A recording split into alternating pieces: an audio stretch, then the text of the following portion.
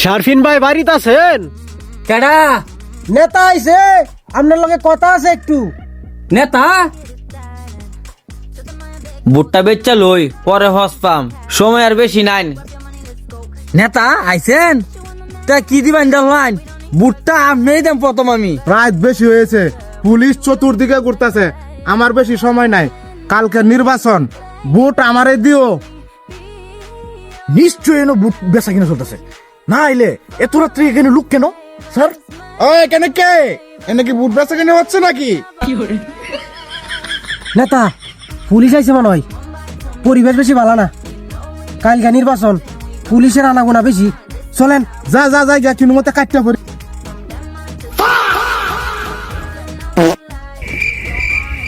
আসসালামু আলাইকুম স্যার, আপনি এত রাত্রে এখানে কি করেন?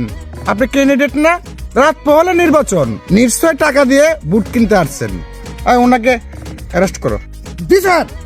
এই এদিকে আসুন। স্যার, আমার ভুল হয়ে গেছে, আমি আর এই কাজ কোনো সময় করব না। আমি আর টাকা দিয়ে বুট কিনবো না, আমাকে স্যার যেতে দেন, এবারের মতো মাফ করে দেন। এই ঠিক আছে, দাঁড়াও, ওনাকে এবারের মতো মাফ করে দেওয়া হোক। এই ধরনের কাজ আর কখনো করবেন না। স্যার ছেড়ে দিবেন আপনি? দাও, আজকের মতো ছাড় দিয়ে দাও। টাকা দিয়ে কখনো বুট কিনবেন না, এলাকার উন্নয়ন নষ্ট করবেন না। ঠিক আছে, যান, আজকের মতো আপনাকে ছেড়ে দেওয়া হলো। স্যার, আপনাকে অসংখ্য ধন্যবাদ। এই, আর টাকা দিয়ে এলাকায় বুট কিনবো না, এলাকার উন্নয়ন নষ্ট করবো না।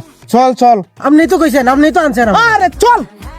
স্যার চিন্তা করছেন, কালকে হইল নির্বাচন, তারা বুট কিনতে ঘুরতেছে। চিন্তা করছেন কত বড় সাহস। এভাবেই এলাকার উন্নয়ন নষ্ট হয়। সকলকেই বলতেছি, টাকার বিনিময়ে বুট বিক্রি করবেন না। আপনাদের কাছে অনুরোধ রইল।